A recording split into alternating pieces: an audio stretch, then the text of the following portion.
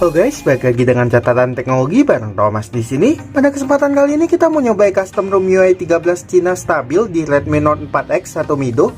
Seperti biasa, saya sudah masuk OTG di awal. Kita dari KASA versi 2.2 Sisu. Sekarang kita reboot aja ke recovery, restart, recovery.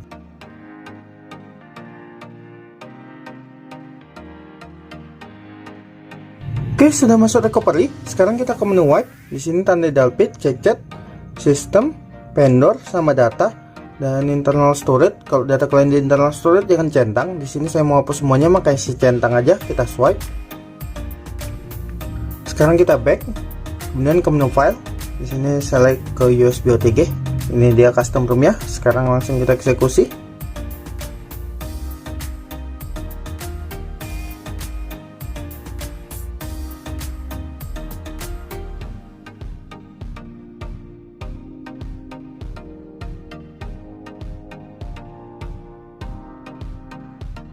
Oke, sudah selesai. Memakan waktu 4 menit 17 detik untuk installnya. Sekarang kita back. Lalu kita lakukan format data. Oh ya, ini opsional supaya datanya hilang semua. Kalau nggak terenkripsi sebenarnya nggak penting kali. Di sini storage saya nggak terenkripsi sebenarnya, tapi saya mau hapus semua datanya. Kita klik yes. Oh ya, jangan lupa backup karena ini bakal ngapus semua datanya ya. Oke, sekarang reboot sistem.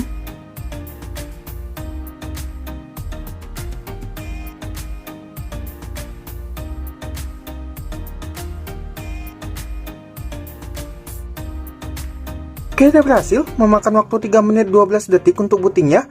Sekarang kita review aja. Inilah tampilan awalnya. Bisa dilihat di sini fontnya kepotong. Dia mesti diperbaiki dari resolusi. Nanti kita perbaiki ya. Kemudian di sini ada widget. Ini bisa dihapus. Dan kalau kita tekan ke atas ini ke jam. Oh iya, di sini ada 2 navigasi bar juga. Ini navigasi bar yang bawah masih bisa ya. Yang di atas juga sama fungsinya. Mungkin bisa dimatikan pakai navigasi gestur atau dinonaktifkan. Coba nanti kita lihat ya. Kemudian kalau bawahnya ditekan ini ke kalender. Lalu di sini ke winter atau cuaca. Nggak bisa ya, nggak ada browsernya mungkin. Dan ini aplikasi yang tersedia. Oke, dan sebelah kiri ini nggak ada apa-apa ya. Untuk aplikasi yang tidak tersedia itu ada browser, pemutar musik, kemudian radio. Oke, sekarang kita bakal fix saja untuk fontnya ini. Kita ke pengaturan, lalu ke perangkat saya ya. Di sini kita klik di MIUI-nya biar jadi opsi developernya. Sekarang udah aktif. Sekarang kita ke setelan tambahan, kemudian opsi pengembangan. Di sini kita ganti ya. Untuk resolusi, nah kita cari ini dia. DPI nya kita buat itu biasa di 395. Biasa saya pakai segini, dia baru normal. Ini masih terpotong ya. Kita coba turunin lagi 380.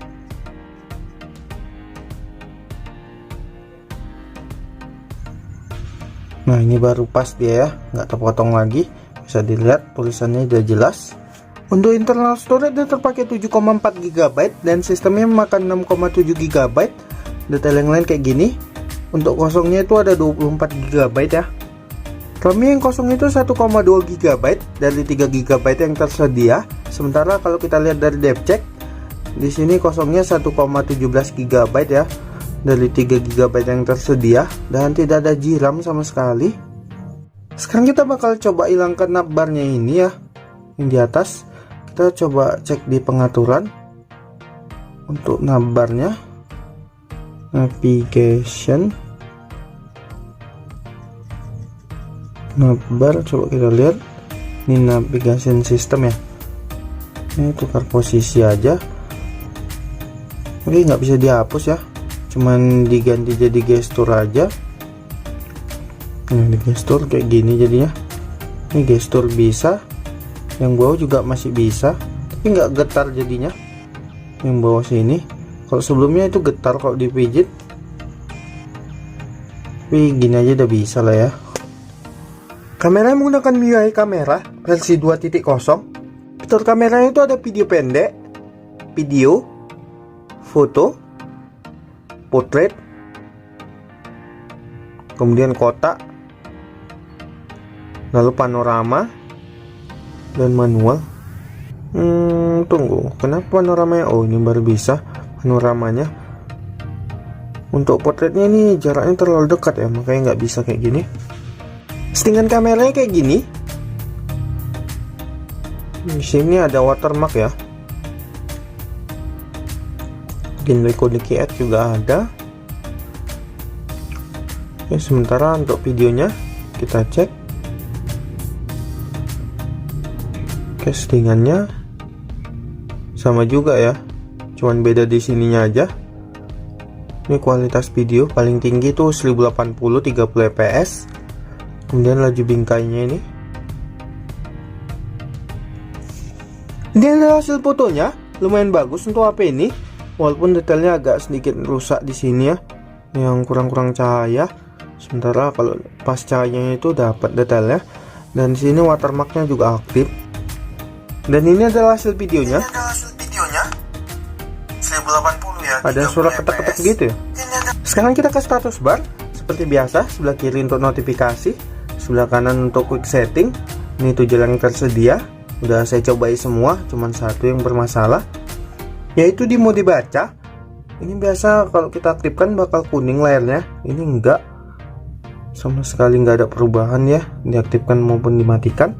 Lalu di handset Bluetooth itu ada yang mesti kita aktifkan. Ini dia ACC ini untuk beberapa perangkat ya. Sebagian perangkat sih nggak dukung, jadi ini nggak perlu diaktifkan. Sekarang kita masuk ke settingan. Di sini tidak terlalu banyak fitur yang ditambahkan, cuman fitur bawaan MIUI aja dan beberapa fitur gimmick yang nggak bisa dipakai sama sekali sebenarnya, kayak di tampilan ini. Nah, di sini ada resolusi tampilan, ini nggak bisa diubah sebenarnya, tetap BQ HD ya, nggak bisa jadi FHD plus. Kita ganti pun sama aja, nggak berubah dia. Kemudian rasio menyegarkan layar ini juga nggak bisa, tetap di 60 Hz saja. Kita ganti ke 90 aja dia nggak mau ya, memang nggak support sih sebenarnya. Kemudian di setelan tambahan itu ada penambahan memori, tapi ini nggak bisa sama sekali ya, yang tambahkan 0 byte sih. Dan JRAM-nya juga nggak aktif sama sekali, tetap aja dia 0. Ini cuman ada RAM utama itu, jadi berat kali. Sekarang kita ke fitur spesialnya.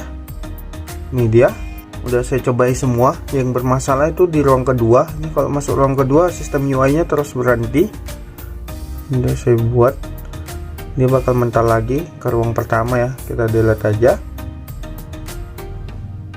Kemudian di sini ruang anak ini juga nggak bisa, cuman ada bahasa Cina gini, nggak bisa diklik pun, nggak bisa diapa-apain.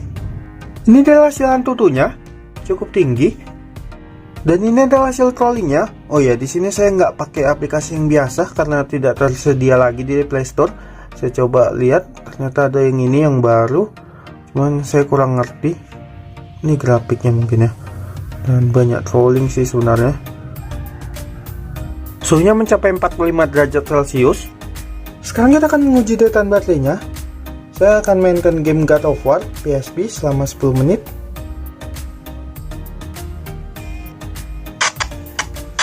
Untuk settingan kayak biasa, di sini nggak ada saya rubah-rubah ya, cuman auto frame skip yang saya aktifkan, yang lain dia full aja. Ya, dengan keadaan kayak gini cukup lancar.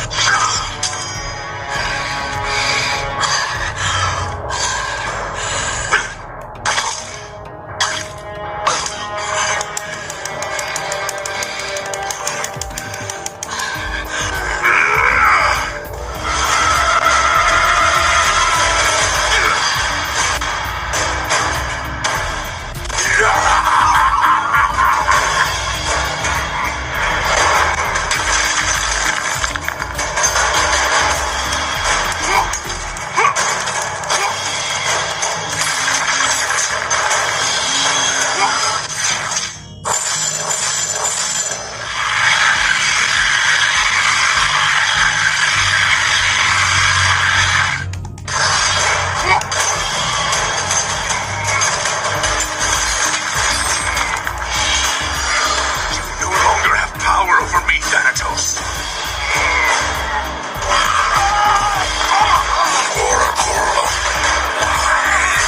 I'm coming for you, brother. Hold on. I can't hold on much longer. Kratos!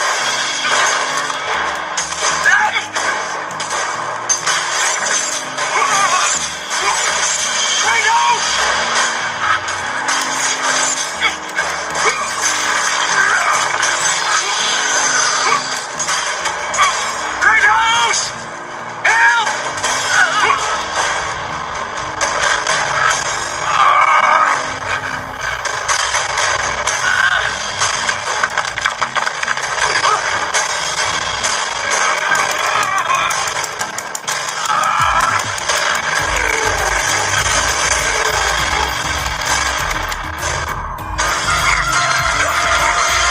Oke, 10 menit.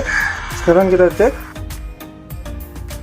dari 38 ya, tinggal 35 plus 3%, normal kayak biasa. Fitur perekam layarnya untuk resolusinya paling tinggi 1080, kualitas videonya paling tinggi bisa sampai 105 MB per second. Kemudian sumber suaranya bisa suara sistem, mikrofon atau hening. Kemudian laju bingkainya ini bisa sampai 60, bisa sampai 90, bahkan 90 fps ya. Settingan yang lain kayak gini. Lalu ini dia hasilnya.